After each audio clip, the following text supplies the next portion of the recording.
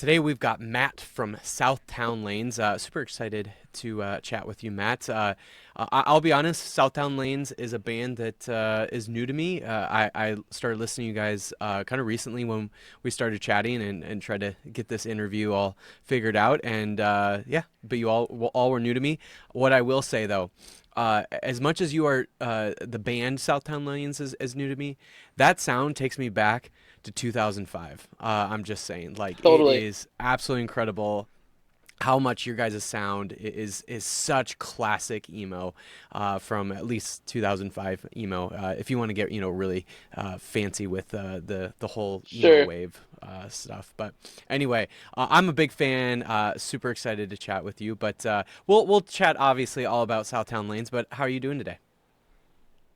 I'm well, man. I just came back up. I'm here in Portland, Oregon. The band is actually kind of based between Portland and Eugene, Oregon, Hmm. and me and my girlfriend were just down in Eugene. We were gonna do a Friendsgiving, but everyone's sick, so we kind of just went down to Eugene and hung out in an Airbnb for a night, and came back up. So it was kind of a bummer we didn't get to see everybody, but man, I've done that trip to Eugene like for a long, long time. The band has been based in Eugene, and I've lived in Portland, and it's about a 2 hour drive. So that interstate drive, Interstate 5, I've gotten so used to just coming up and down. So yeah, Could you do literally it just got blind? home Like, like could you half an could hour you ago. cover your eyes and do it the whole way? Dude, honestly, at this point, I seriously could. Like in my early 20s, I think I was doing it like 3 times a week. Like I moved to Portland when I was 18 and the band started happening and I just kept doing it over and over and over again. That drive, I think will forever just be, I think I just go into the exact same headspace every time I'm doing it. Yeah, it's pretty funny. What is that headspace for you? Is it Man, it's usually not like the best one. I'm usually, because like, dude, a lot of the time, especially early in Southtown, like it was to play like local shows like for other touring bands and stuff like that. And I would usually be getting off of work, driving down, playing the local show, and then leaving the local show and driving back home. And other people were like, "Why aren't you sticking around?" And I'm like, "I live in Portland. I know this is Eugene's show, but like I got to go back to work and do stuff." And so I really have just associated that drive of just like, why am I fucking going to Eugene again right now? But that's just I'm being pessimistic. I mean it's where like we're from, it's where I grew up, and it's where it is. But yeah, sure, yeah, sure. You know, I have to say that this has been one of my most anticipated. Southtown has been one of my most anticipated guests for a while now. oh I would say wow, since May. I would say. So wow. I discovered you guys in May, and I've been absolutely blown away. Could not believe I hadn't heard of y'all. I know you have at least one other record, kind of going back to Sure. 2016, right? Yeah. It, I, I'm like I said, I'm blown away that I haven't heard of you until now because you write songs like I haven't heard from a band in a long time. I'm really, really, really impressed. Songs that have choruses that get stuck in my head, songs that hit like a freight train, songs that both like musically and lyrically, and then songs that will just take you on a journey. How long has Southtown been doing it? Well, firstly, like thank you so much for saying that. I don't think you realize like at times it just really means a lot. I appreciate that, and I Sure. appreciate so much that you're looking forward to it, and that you listened to it just to begin with. That's awesome. But we've been doing it for us. I mean, it's been a long time. Our first demo that came out on tape was in 2012. Wow. So it's been yeah, 13 years, but we took a long break in there. So the kind of the way I sum it up is we were all like 19 years old and we're like, "Yep, we're doing the emo band thing in 2012." And for about 5 years till about 2017 we gave it a go. We were, like I said, that was from like we were all basically like 19 or 20 to 25, and we just were relentless about it. And we toured as much as we could 3 or 4 times a year. We played every local show. A couple members of the band like started a DIY venue. Our houses were venues. We like did that, the normal formula thing. Yeah. And it kind of all culminated in that first record, Give Up the Ghost. And we had done like split EPs and stuff before that you can find if you dig around on there. And Give Up the Ghost was kind of like, all right, this is our feature-length album. We've been doing it, and we toured on that. And to be honest, we kind of just burnt ourselves out a little bit. Mostly, it's a hard lesson to learn, but when you go into something like really any entertainment industry, I feel like, expectations are really kind of the death of at least the fun part of it. Sure. It's nearly impossible not to have wants or like, I hope this happens, but I think we all had a lot more like expectations. We were young and 24, and we were like, we're just gonna be in a band and it'll work. And it doesn't always go that way. So lo and behold, we took a pretty long break. I went to another project. Other people did other projects, and then we came back together in literally November of 2021 and played our first show back together in March of 2020. Excuse me, of 2020. Sorry, yeah, right when a little pandemic hit. Sure. And that kind of took us all back. But anyways, we kind of played catch up for a while and eventually got back together and then wrote Take Care and put that out last year. But yeah, that's kind of the history of us being together. So for you individually, where does your music journey start? My music journey starts for me at a very young age. I grew up in a like a classical music family. My whole dad's side of my family are all still classical musicians, and so I started playing violin at, I don't know, probably 5 or somewhere in there.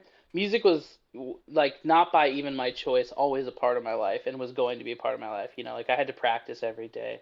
It's like, when you meet people like other kids that went through that, they're like, "Oh, I know what that was like. I get you." So if you grew up playing violin and now you play emo, I would imagine Yellow Card was probably like your favorite band ever. Oh, right in there. I was gonna say. Like middle school, I forget, like Keegan, friends were out there playing the song on guitar and like, "Can you play the violin part in Ocean Avenue?" And of Yeah, no course, I problem. was like, I don't know, and I like look up sheet music and I'd be like, "Oh yeah, this is easy. This is da da da da," and it was like, oh yeah, I was a huge Yellow Card. I honestly, when you guys asked or mentioned in the beginning, like top 5 influential albums, like I wouldn't say there are any Yellow Card albums that are my favorite, but I don't know, one of those might be in there for like my transition of like Sure. classical to like emo. Yeah, Hell yeah. yeah, So you grew up in a musical family. I yeah. can see where I would almost argue it's almost like a complex taste for melody that I have heard in Southtowne Lanes. That's got to be where it starts, right? Sure. I think what kind of ends up happening is, at least for me in my experience, when you grow up playing, music like that, this incredibly complex like music that goes beyond anything I could ever even dream. These pieces you play, and so then when you go to write your emo song, that is, like a 1 4 5 chord progression and these kind of like basic but still incredible. And don't get me wrong, like I am a love. I have no issue with simple music. I truly believe, like Andy Hull is one of my favorite song from Manchester Workers, one of my favorite songwriters of all time, and I'm pretty sure Andy Hull could write my favorite song with one note on a guitar and like maybe 2 singing notes, and he would still create gold because it's not about complexity. Right. It's about how you write the song. But anyway, still, when you're in the songwriting process, for me at times, yeah, I do kind of be like, okay, well, this is totally what you would do. This is what the part calls for. Can we like, can we spice it up a little? Is there anything like, wait, can we Sure. do a harmony on there? Instead of singing this melody over this chord, it almost would be more fun if we sung it like this. So yeah, you're absolutely right. I think it's part of the classical upbringing that made us. make decisions like that at least. Interesting. I Did like did your that. I like parents, Yeah. with them being classical musicians themselves, like, and maybe they were like the kind of classical musicians where like they only listen to classical music, or maybe they're Hmm. folks that listen to pop music as well. But I'm just curious, like when you were really starting to get into like emo music in particular, I would imagine there's maybe a potential assumption that, hey, this is way more low art than the high art that is classical music. So was there some sort of maybe disconnect with your parents around that in particular with you getting into emo, or was that like not a non issue? Yeah, I'm just kind of curious like how they would have perceived you really getting into wanting to play emo music in particular, given the fact that classical Yeah. music was in your background, and maybe there were certain Yeah. aspirations about you being a classical musician. 100% to both those. No, there was absolutely friction the moment I said I want to play guitar. My dad, who was really the driving force of me being a musician, was like, "Yeah, you can play guitar, but you can't not continue your studies in violin and all this stuff." And I said, "Okay." But of course, as I got older, and from older, I mean like in high school, yeah, I started to really want to play guitar and be in emo music and do all this stuff. And like I have memories of my dad like punishing me by locking my guitar like in the safe and was like, you can only play guitar until after you've practice violin for an hour. And that was my dad's rule. It's the same with my siblings. It was that you live in his house, you will play the instrument until you are 18.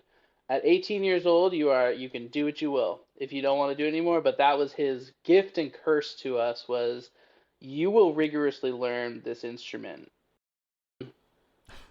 My dad had more sympathy for me doing rock music though, because while my dad was a classical musician, no, my dad did not strictly listen to that music. My dad's favorite bands were like The Who, The Beatles, classic Oh, rock. That my oh dad was yeah. mad at that. My dad played drums as a kid, so he was still really into it. And so when I was getting into that, he supported it, but you know, it's actually it's funny. The name of this podcast, not to go too much into my family's history, but my dad and my family, my immediate family here in Oregon are truly and were and are the kind of the black sheep of our greater family that live in Southern California. In the same way, like my dad being into the Who and like I said, the Beatles and all this rock music.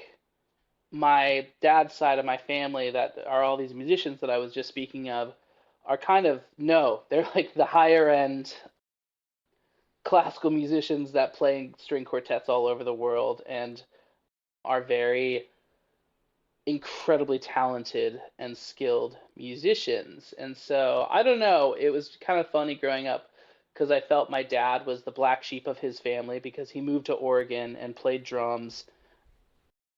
And I thought it was like ironic. I'm like, Dad, I'm just doing exactly what you did with your family. Like I'm playing guitar and doing this thing. Um, but yeah, long way around. I still struggle with it a bit when I see like those family members because I'm close to them, and it's like kind of this funny thing where they'll be like, yeah, so like what are you doing with your music? And it's just like a clip of me like screaming and playing a basement show to 20 kids, and they're like, yeah, we were just over in like Central Europe and played some of the most beautiful churches in the world. We played Shostakovich number 8 around, and it's just like cool, yeah, like. And I'm not trying to throw them under the dust. They're very sweet. They come out to shows, they'll do it, but I definitely have a lot of yeah, some of that feeling judged, I guess, still for being like, yeah, I play punk music and you play the most, complex stuff in the Do you ever world. counter? Do you Sure. ever counter with them like, yeah, you're just like a cover band? Dude, I think about that all the time. I think about like, and we've argued about it. I'm like, yeah, you're just playing like the same thing that like a million other people have, played over and over again forever. Like, have you ever thought about trying something that's like your own? Like, have you ever thought about how that would feel? But then they counter and they're like, well, you don't understand. Like, when you play this, you make it your own and how you choose to play, And so then the conversation ensues. But I do find the dynamics of that super interesting because It's like the opposite of like the jock family, that Totally, like, totally. yeah, my cousin went to the NFL and my other cousin is in the MLB, and here I am. I just played Division 1 Yeah. football is all. No, you're nailing it. That is like 100% the feeling that we carried. Like again, my last name is Kupka. Like the Kupkas carried in Oregon.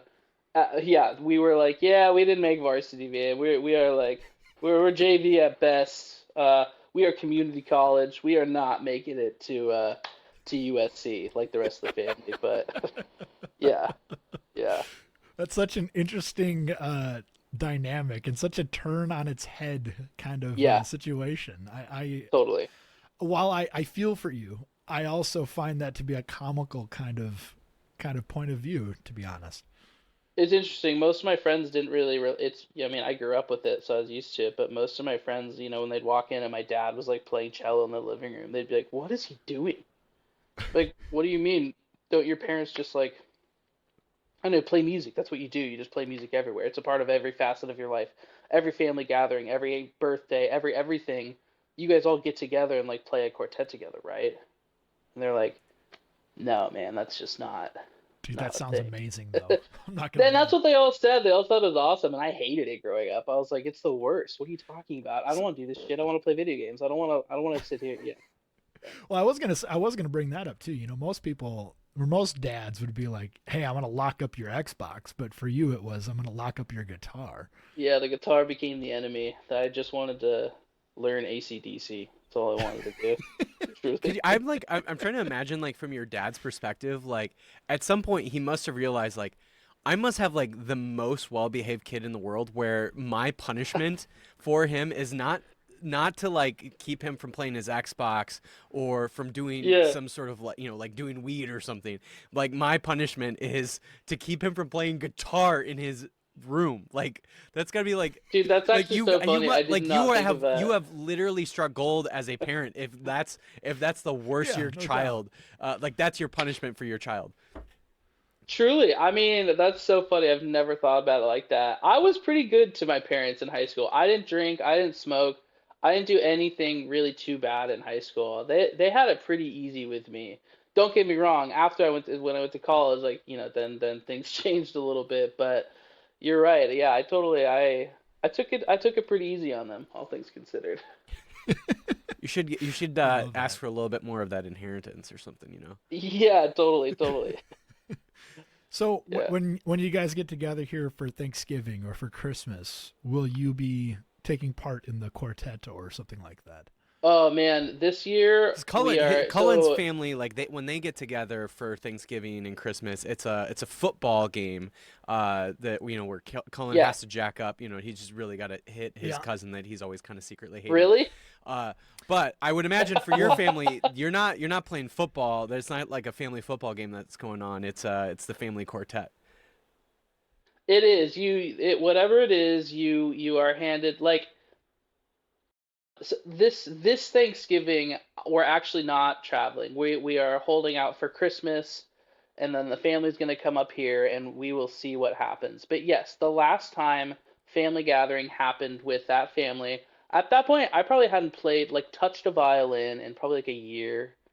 I kind of go on and off with it. But I showed up and I was picked up from the airport and we went and got tacos and it was really great. And then it was like 10:30, 11 o'clock, long day, head back, and I was like, okay, I'll see you guys in the morning. And my aunt was like, oh, no, no, no, look, quick rehearsal and then we'll go to sleep. And I was like, what? yeah. And she's like, well, we're playing tomorrow night for the service. And I was like, I'm not. And she's like, here's your part, and she handed me a violin. And here's So you got my Handel's thing. Messiah. And truly, and she's like, and she's sweet about it, but they're kind of relentless. And when I would make a mistake, they'd be like, "Oh, okay, from the top," and I'd be like, "Damn, dude!" And it's a kind of thing. It's like a grandma. You like don't have a choice. It's not like, "Oh, I'd rather not." They don't care. They're just like, "That's fine. I don't." It's not really about if you want to do it or not, because you're just doing it. Um, and you will get like kind of childhood like ribbed by your cousins that are your same age being like just shut up, just stop fighting it, just stop, just play, it's fine.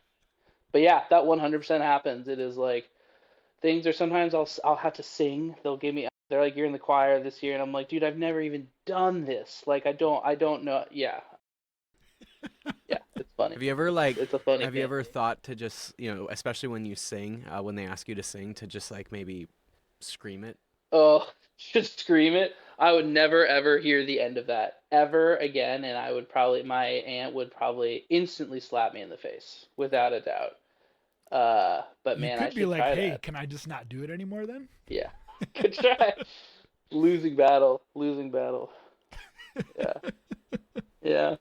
Do you ever Funny. wonder, like, I sometimes ask bands this, and typically, bands that are like, full-time touring, and I understand like Sure. Southtown is maybe not quite at that place.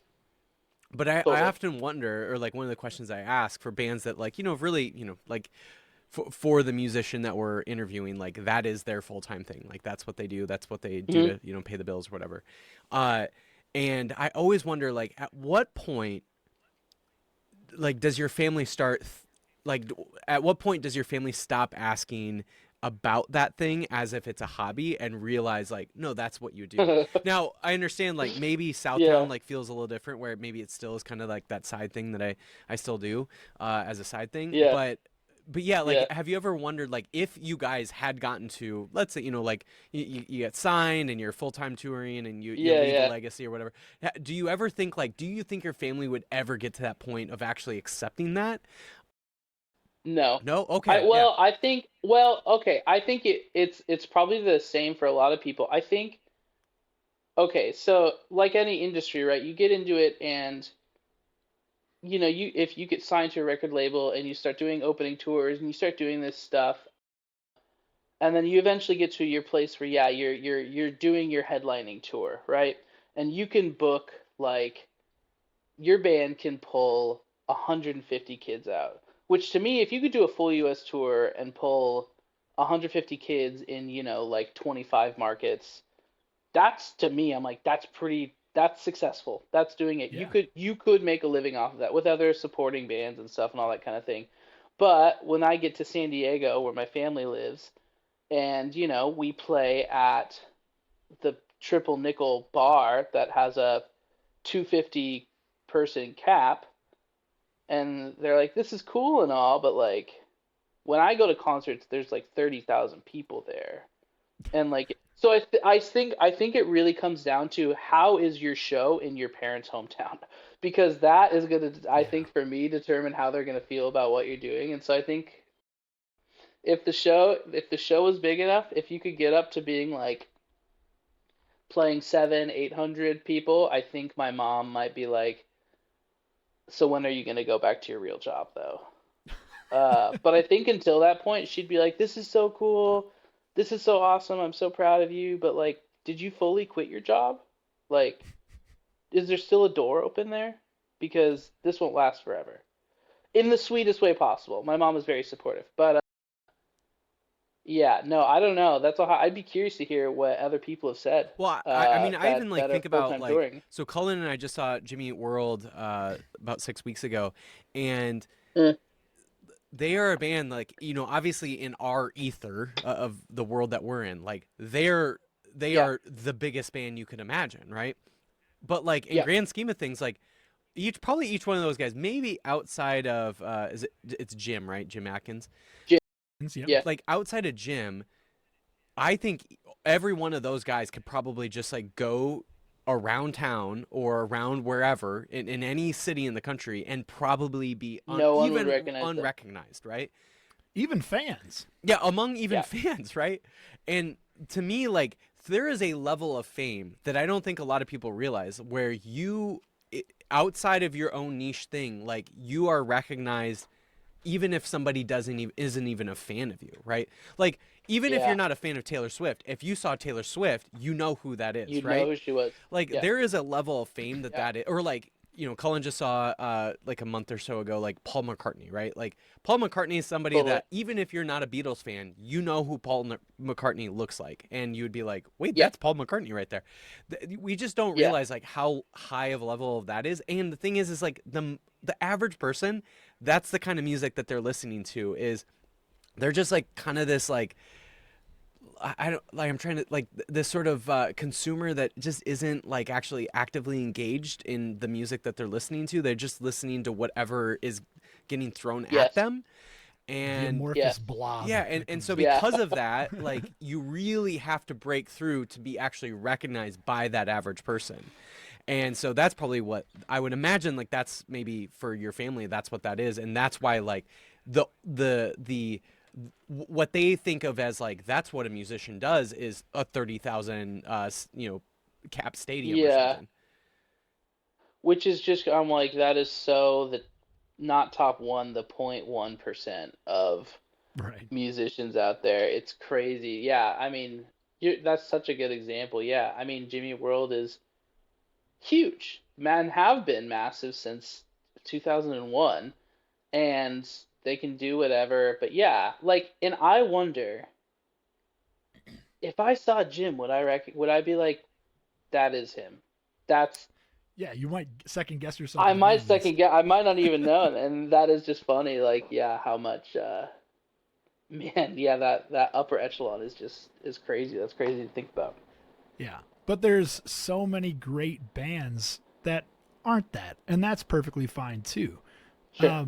And Southtown is one of those bands that has captured my attention and held it, which is not easy to do. I mean, I'm constantly listening to new music, and if I go back to a record that I've listened to recently, it usually means that there's something there that's caught my ear. And if I Yeah. go back 10, 12, 20, 50 times, like I have for Southtown, that's really a sign that there's something special there, at least to me. Now, Thank you so much. I hope that that speaks to more people too, because the songwriting for Southtowne Lanes, like I was saying earlier, is way higher quality than I think the attention you've gotten. Thank you so much. I really appreciate you saying that. Yeah, it goes into what I was saying before. With Take Care, I really tried more so than ever to strip expectations away of what could happen or what would happen because, you're kind of through experience, you learn like it just won't, it's just not good for you. And it's kind of never enough because I've also seen other bands that have done very well and continue and are blowing up and all this stuff and like toured with them. And all that happens when you get whatever that thing is. If your thing is, what do you consider equal, right? So I put this much work into this song, into this album. What do I want? Okay, I want to be signed to a label, and I want to open for Hot Mulligan. That's what I consider to be success, right? And that's what you want, and that's expectation, and so you go and you get that, and that all that really happens is you then say, well, I want a better record deal, and I want to open for Jimmy World. And you just kind of will do that, I think, from an expectation standpoint, like kind of forever. Yeah, Um, indefinitely. and definitely, there will always be something better in a band that has it better. There will be, after you make it for long enough and you're popular, there will be a band that rises up to your level and above in 6 months, and it took you 15 years to get there. And you'll say, well, I want that. I'm going to start a new project, and I want it to blow up like that because I have all these connections now. And so kind of, yeah, what I'm getting at is losing those expectations. And I hope with this next album, because despite me trying to not have expectations, I know I still had and have like a lot. I still you still want a lot. And so with this next album, I'm hoping to lose even more of them and just really try to write to what the album is and what it needs. And I think that's at least the best form of songwriting, yeah, that I can do. Sure, sure. Yeah. Do you feel like this last record was kind of centered around a singular thing, maybe Hmm. a life event or something? Because to me, it almost, I don't want to say it sounds like a concept album, but it feels like a lot of the songs are touching a lot of the same points. Yeah. The record is entirely It's about grief, and it's entirely around the passing of my dad. Mm. This massive figure in my life that we talked about was, yeah, the person who really gave me music. And he just had, in a lot of ways, a really sad life, and a lot of sad aspects to his life. And he died in a sad way from addiction. And it was hard. It was a hard way to lose a parent. I was, you're younger than you probably want to be. I'm 33 now, and I think I was 29. I think I was 29 when it happened. Mm. Not to say that people don't go through that every day, everywhere, but so the record is about that. It's kind of at that moment how I felt, what that grief felt like, my relationship with music, while also losing how the music was brought to me, and how I would kind of want to like honor him, and how I would want him to, how I'd like to think of him as a, yeah. So sorry, I kind of get lost in it there, but that's Yeah. what Take Care is about. That's what the album title is about. Is at the end of it, if there's one message, if there's anything, it's take care. And so that's what it is. And getting to write the album, it was incredible. Like when we started writing that record, we were writing it in my dad's house where he lived alone, and he hadn't been doing well, and he had been in and out of recoveries and treatment centers and hospitals, and his house was just falling apart, man. And we carved out this, like, the living room. I shoved all the couches to the side and everything because I knew he wouldn't really be in there. And that's where we started writing the album. And then he passed, like, in the middle of us writing it. And so the experience of like writing in this house as we're like selling it, and like, Mm. I don't know, to me the record, and hopefully it sounds like one thing, is because it was really such an important thing for me to have for his passing, was this band and being able to write this album, and being able to do it. I don't know what I would have done without it. So yeah, but that is that's what the record's about. With the If you could, if you could have your dad sit next to you right Hmm. now and listen to that record with you, Yeah, what do you think he would say, or how do you think he would respond? I think he'd be devastated in the best way. I think if he got to hear it, I think he would be,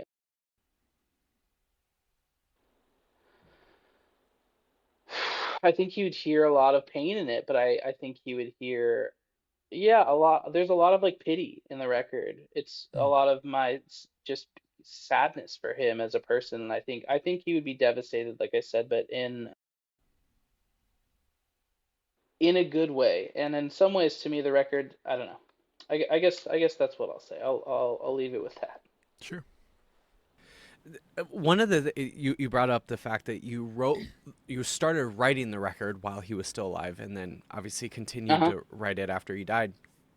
I find that to be like a really unique experience, especially for Mm-hmm. writing a record. A lot of Yeah. record, like obviously I've heard records where somebody close to the songwriter uh, dies, and the record is written after that, so the record is written in reflection of the death. And what I'm Yeah. curious about is, are there some songs on this album that were written prior to him dying? And what maybe sort of change happens, maybe thematically, after he dies, in terms of what you're Yeah. writing? Like, I don't know if that was a distinction that you noticed as you were writing the album, but I can imagine that being a potential thing. 100%. A few songs. Firstly, my the non-emotional response is, my songwriting style is very, very weird. I like almost keep everything I have ever written. I just It's just about when it gets used. So there are like riffs and parts of songs that were probably written in like 2016 that are on Take Care. Because I'll write it, it doesn't fit for what I'm doing, and I'll be like, let's tuck it away. That'll come back eventually in time. And so yeah, there were a decent amount of songs that were written, before his passing, but some of them, the record changed so strongly when he passed. And like, so an example, there's a song, the second song on the album is called Witness. And Witness it's kind of this like fast, the verse is a little boppy, it's very major key, and the bridge of that song on the record goes to a pretty heavy, screamy, yelly, intense section. And when that song was originally written, that did not exist there. The song continued to be I think there was a minor feel to it, but it was not at all like we're gonna get heavy. And then for sure at the ending of Witness, which on the record right now is like this, there's piano, there's strings, it's like this massive ending of a song, at least for us. That didn't exist like that either. But when my dad passed, that we attacked that song differently. And this like yeah, it was literally what you're talking about. Like this moment like changed stuff. I mean, and there's a few other songs, a few other sections were heavily impacted by his passing. I hadn't really thought about that, but that is funny. Like the original versions of the songs at times didn't have, I don't think at times had as much intensity. Mm. They were lighter in some ways. They were, yeah, didn't bring this same like darkness or heaviness that I think. And by heaviness I just mean more like weight, like yeah, Yeah. intensity. But yeah, no, that's a really good question and a really good observation. Hmm. When you go to write this next record, sounds like you're already in the process. Yeah, yeah, I am. Yeah. Are you planning to try to kind of tap back into that same state of mind or that same intensity, or are you Yes. planning to go a different route? No, I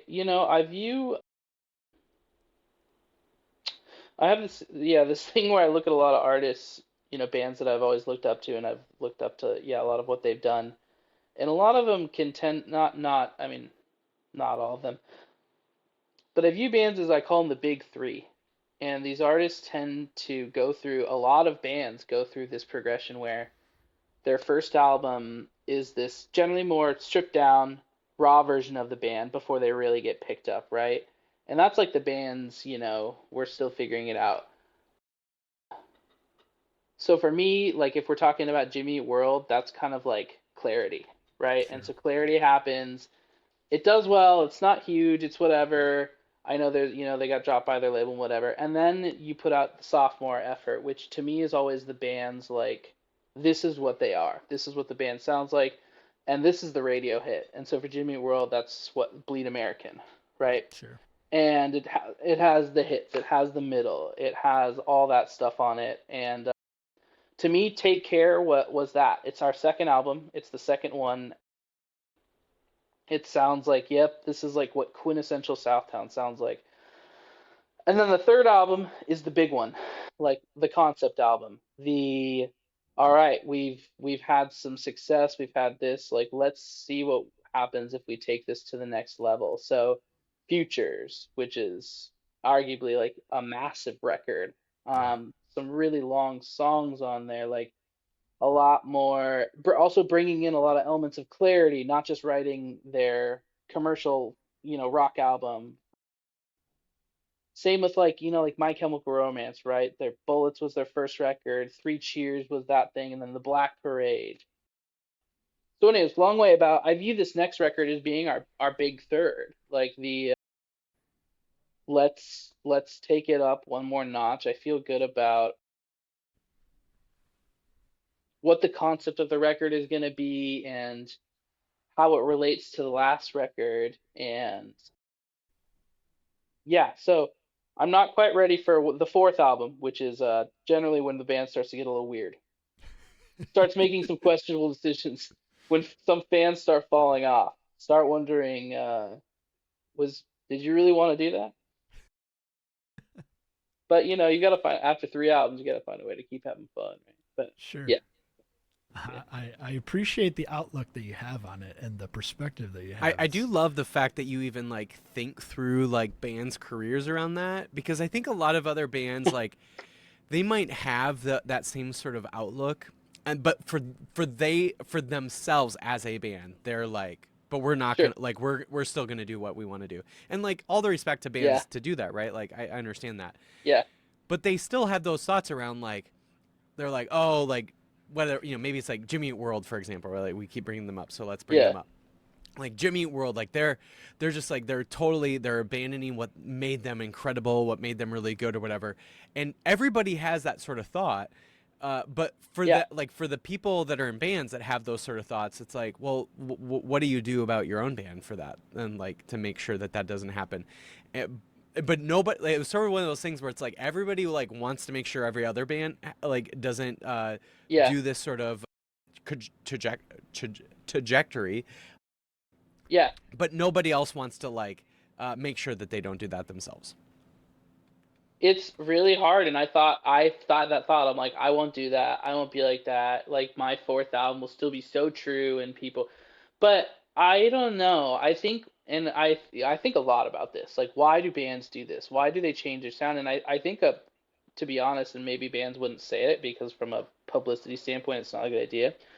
But I think, a lot of bands end up really resenting their last or current albums as well as the fans. I think when you are forced to play that music for 3 years straight, 250 days out of the year, and you're never Yeah. home and you never see your family, I think by the end of it, you're like, fuck this. I don't ever want to play the middle again, ever. And I don't want to play anything that sounds like it.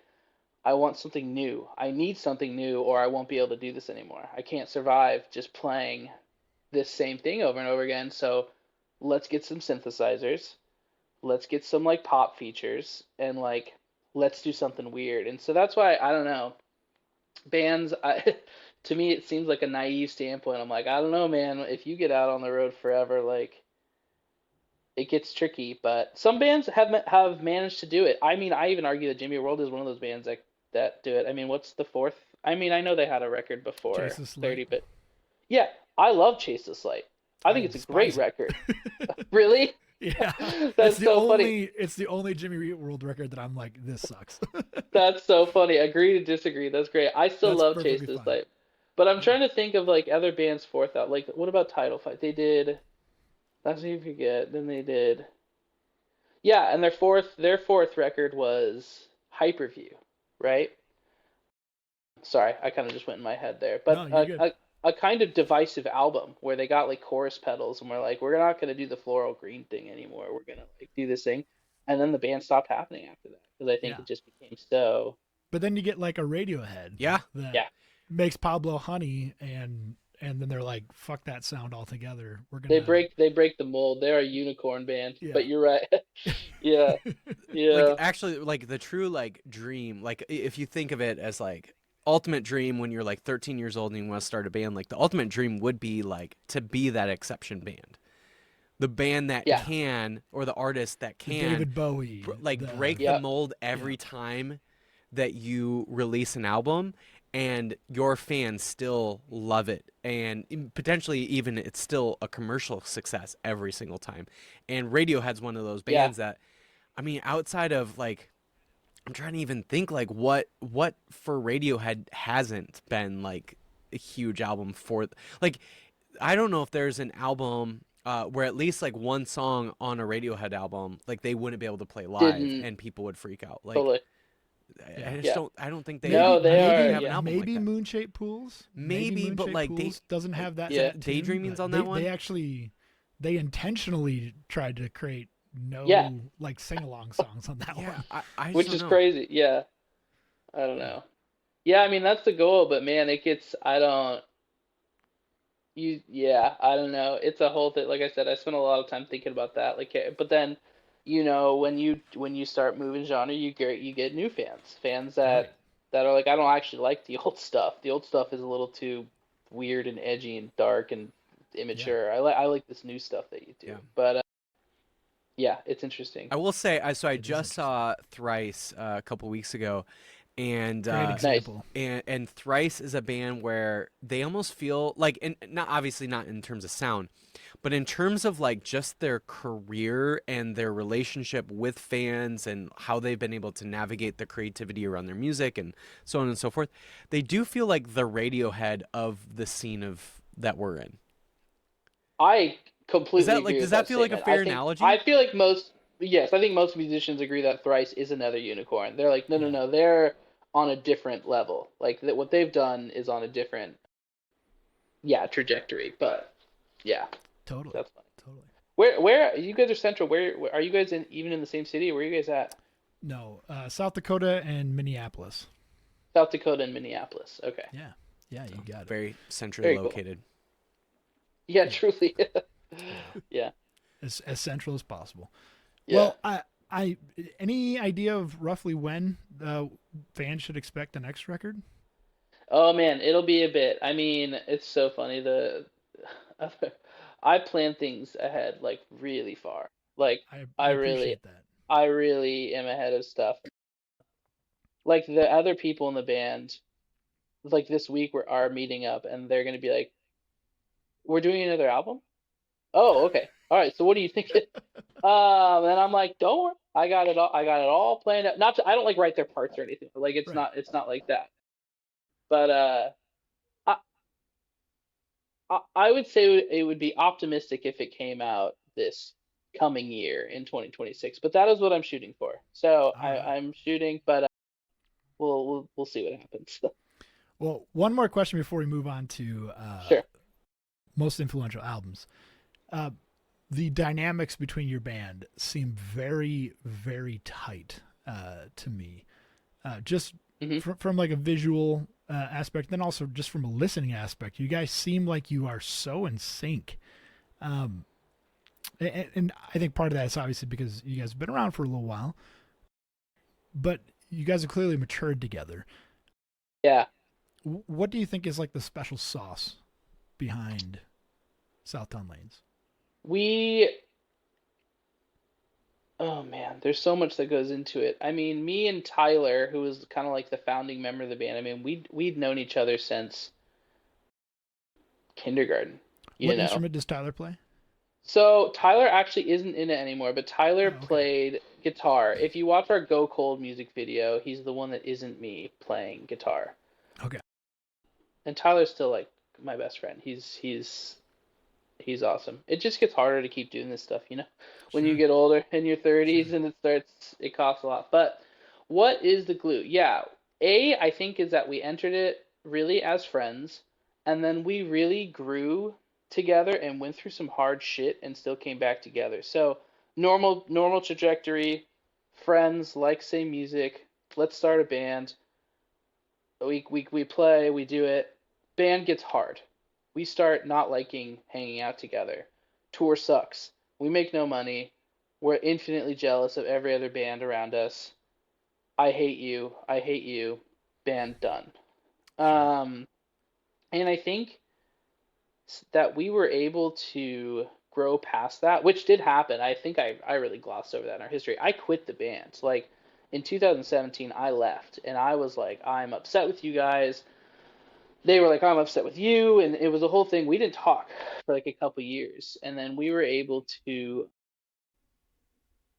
mend it. And we all realized we really had something missing in our lives. And it was this like connection in what we had through the band. And so I think growing together and going through something really hard like that as a group and being able to come back together and, in my opinion, write, record, and release something that was better than what we had done before, or at least I don't like to use words like that. Maybe not better, but was able to pick up where we had left off and continue on the storyline of this band and continue on. I think that's a deep part of what made us so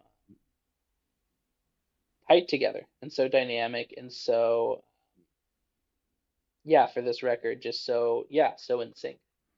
Yeah, I appreciate that. That's cool. Yeah. All right, should we get into your top 5 most influential records? Top five. Okay, I've been trying to think of this while we've been talking, and I swear this is not like I'm not just saying this because we've been talking about it. Literally, the first CD that was rock music that I can ever remember getting was Bleed American. Oh Um, yeah. and I put it in my CD player, and I would play Zelda, Ocarina of Time 64, and I would just listen to that album on loop. It would end, and I would start it over. I didn't really get it yet, but I knew I liked it. Yeah. Um, and that is the album. And then as I kept listening to it like over a year, I started to be like, wait, I really like this. This is what it is. So Bleed American, uh, to me is the album that got me into listening to music. I don't remember like listening to music before that album. Truly. I remember being forced to play it in school. I remember having like top 40, like Now That's Music CDs and being like, yeah, this is cool. But Bleed American was definitely number five if I'm looking at it chronologically. Can I The next say can one, I say right before you get yeah, into your next one? One of the things that I've noticed for actually now years of asking this question to artists is every time we ask this, we're like, "Hey, tell us about your like top five, or tell us your top five influential albums," right? And I often think to myself, like, if you just ask the average person, especially in America, like, what are your top five influential albums? First off, most people would not be able to even like identify what specific albums of the music that they like, right? Like they wouldn't be able to do That's a that. good point. that's so Then funny. then there is Yeah, another tier of people where they like albums, but they wouldn't be able to like they would just start list like they would be like Taylor Swift, Evermore, right? Like they would just. But yeah, then there is a tier of or a category of music fans, typically musicians like yourselves, where as soon as we ask, "Hey, what's your top five most influential albums?" and you list your first one, and you immediately go into a story about it. And yeah, that's why Cullen and I do this is because we Yes. ask the kind of people where we don't even have to ask you tell us more about it. Like you don't even like list albums. You're actually starting to tell us stories, and that's just like coming to mind right away because we didn't ask you to do that. You just started telling us this story about the time that you were playing Zelda and you're listening yeah, to Jimmy Eat World, and it just like brings you back. And that's how Cullen and I truly. are. And so every time that we ask that question, it's so funny how like so many musicians, that's exactly what they do. Yo, that's so awesome. You have that really, that's so sick. Yeah. This guy's sitting here. That is awesome. That's a good Oh, point, that's though, cool. Mason. It is. Yeah. It's Well, something it's that. funny. Yeah. Yeah. Oh, yeah, go ahead, go ahead. It's something that you kind of take for granted when you're on this side of the microphone, That's funny. because you're right, Mason. If we were to ask anybody else that, they'd be like, that one Five Finger Death Punch record or Yeah, something yeah, like that, you know? And yeah, it's like, well, why is that influential to you? Oh, I don't know. I like the way it sounds. Well, yeah. be a little more descriptive, please. That's so funny. No, and I'm trying to think of because Clarity is my favorite Jimmy World record, but I have to say that yeah, Bleed American I think was more influential on me as a songwriter or yeah, my musical journey. They led me straight into My Chemical Romance, who to I think if I had to put one band that is like this is the band that changed everything for me, it is My Chemical Romance. It will always be them. My favorite record by far is their second, Three Cheers for Sweet Revenge, but I would be lying, and I know a lot of my Chem fans would be disappointing me for saying this. The Black Parade was more influential on me at the time in high school. The theatricality of it, Yeah. the big ideas. It was the first record that blended any kind of orchestral thing with rock music, which taught me I'm like I could do that. I don't have to just be a loser violinist. Like I could like do that. And that album made me get the I guitar, could be right? the And loser that's violinist with eye makeup. with Yeah, eyeliner. exactly. 100%. 100%. They were like the first like real concert that I went to in freshman year. So Black Parade has to be number 4. Again, I'm going influential, not favorite. But third, moving along the timeline, was then when I got into guitar. I knew I wanted to be in emo bands and do this stuff, but I started getting guitar. And I have to say that Fall of Troy's Doppelganger Mm. was immediately a huge influence on guitar playing because his guitar playing is so like, I mean, Erratic. erratic, and they say it about Jimmy Page, sloppy. Like Yeah. so much is just pull offs and all this crazy stuff, and whenever he doesn't know what to do, he just starts hitting dissonance. But but it sounds so cool, especially when you're in high school. It's like the sickest sounding thing you could ever imagine. Like it's just shredding, and so it's very attractive to want to learn how to play. And then, but and I maybe I'm selling him too short because he's an incredibly talented guitarist and can play scales fully and sweep and do a lot of technical stuff. For That sure. isn't just like I think he was just like self-taught because he was a drummer before and was like I'm gonna play guitar now, and he just freaking went for it. But That's a Do you ever, band do you that ever, blows my mind because like recently I think they like released like a new album. Was it like a year or two ago? And like they hadn't I'm honestly not yeah, they sure. hadn't been a band for a while. But Fall of Troy is like one of those bands where I never really understood their level of popularity until they just like released this like new album, and they were like they literally like they headlined Red Rocks.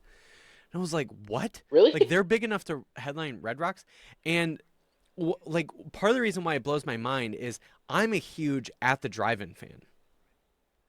And Oh so yeah, my like when I think of I always forget their names, but like the guys that ended up forming in Fall of Troy, I just think of them as yeah, like yeah, At the Drive-In guys, and Fall of Troy was like the side project. But Fall of Troy got to a totally. point where like, wait, actually that's the side project that got way bigger than the main thing. Yeah, And like totally. that totally. rarely happens, right? Like we hear all the time of like bands that like, they'll be the main band or whatever, and that dissolves or whatever, and then the side project starts, or like the next thing happens, and it's just never quite as big or quite the same.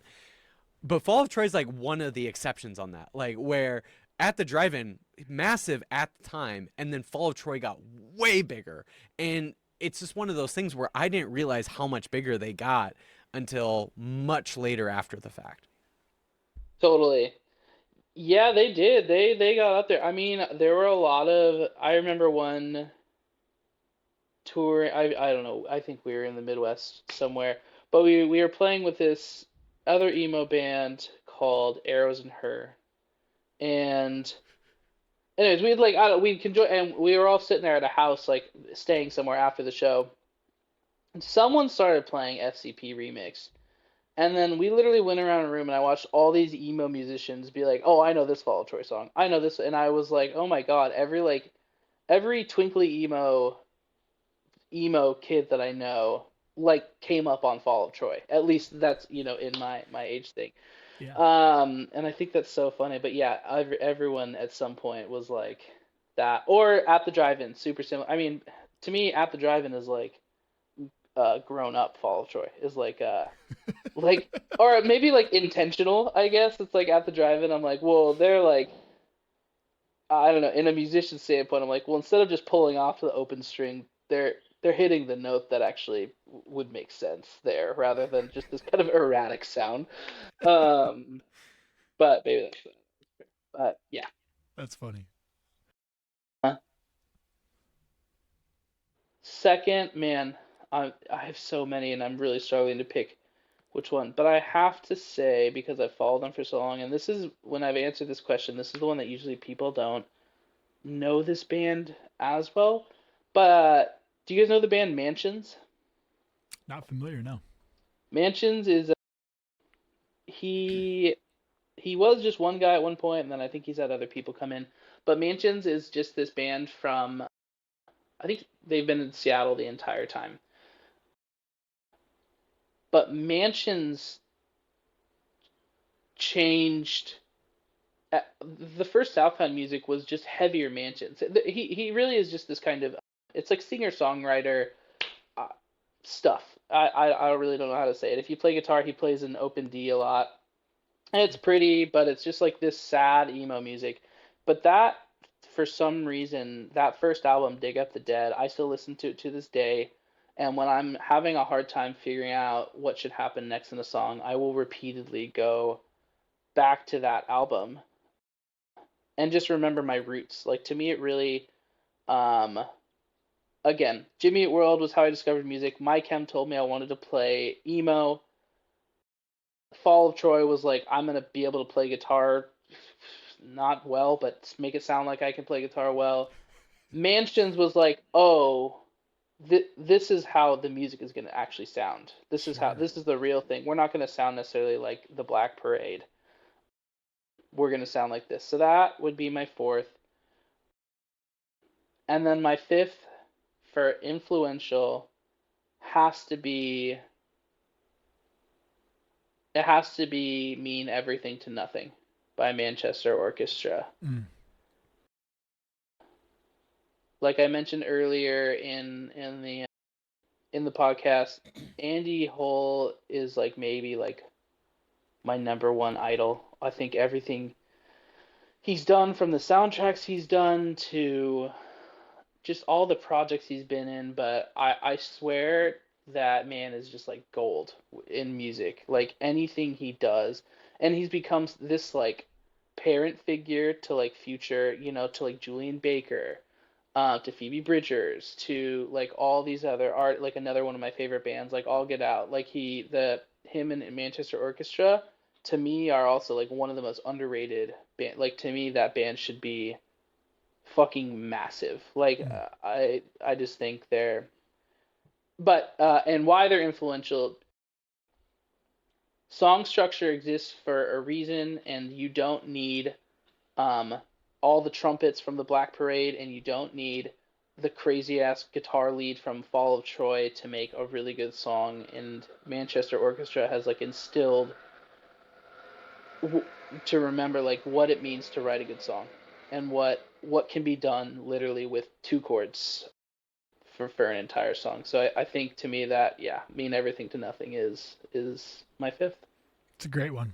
Mason and I saw Manchester Orchestra and Jimmy Eat World at Red Rocks. What was that, 2 years ago now, Maze? Right?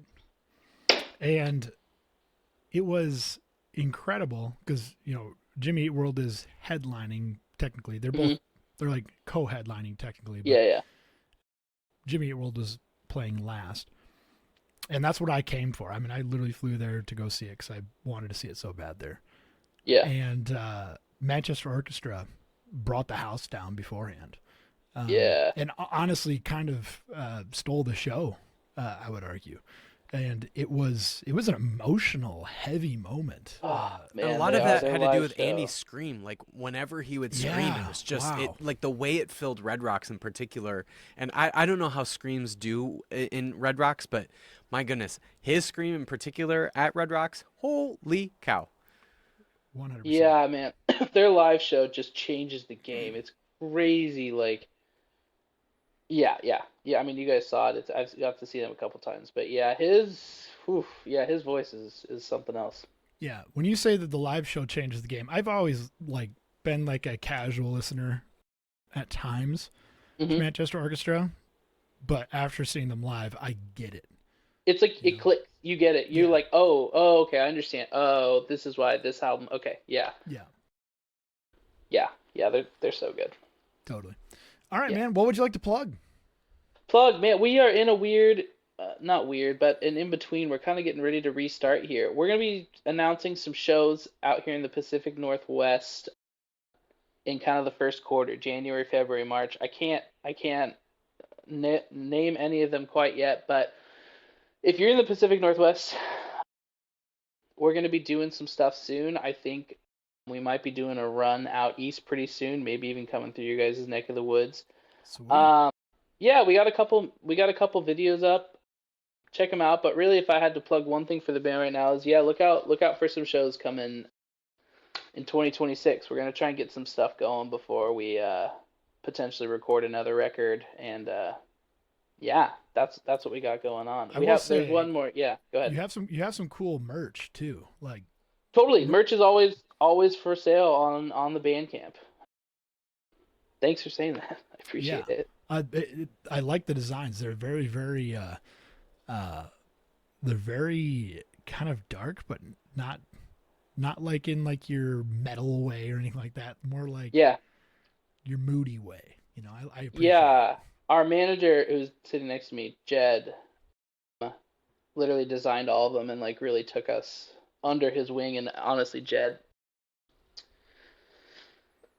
yeah, paved the way for a lot of how Southtown put out this record. So yeah, Oh yeah, thank go you. Jed. And Jed has actually helped us with a much bigger thing. But yeah. Well, Anyway, show us Jed quick. Jed What's does not. Jed's. I swore I would not show him. He made me swear, and I won't do it. I respect it. We can't. Give me your hand. Is his last name Jed Bush? No, Jed Bush? it's Hamilton. Is it Jed Clampett? Hamilton, Jed Hamilton. You can Jed look him up. Hamilton. All right, Yeah. sick. Yeah. Well, tell Jed we say hey, because I will. he seems like a cool dude. Yeah. All right. Anything else you'd like to plug? Well, so part of why I asked Jed to be here, Jed has a lot of connections in like a lot of places, and it's part of why I've been able to. Yeah, part of why we wanted him on board, and he's kind of a unicorn in that way. But do you guys do Tim Robinson at all? Oh yeah, love Tim Robinson. Okay, have you guys watched Chair Company? Not yet. It's on my list here to probably watch tonight. To start watching. Okay, tonight. so you're okay if I say this, right? Okay. So I can't name names. Jed's cousin is a part of that show in some capacity. Oh. And Jed was able to get us actually like a literal guest spot on the series finale coming out next week. No way. Truly. Like all of Southtowne? And all of Southtowne. Oh, Tim Robinson is like literally going to be in the shot. He's like singing along with it. It's like a huge thing. I think it's going to be like huge for us, truly.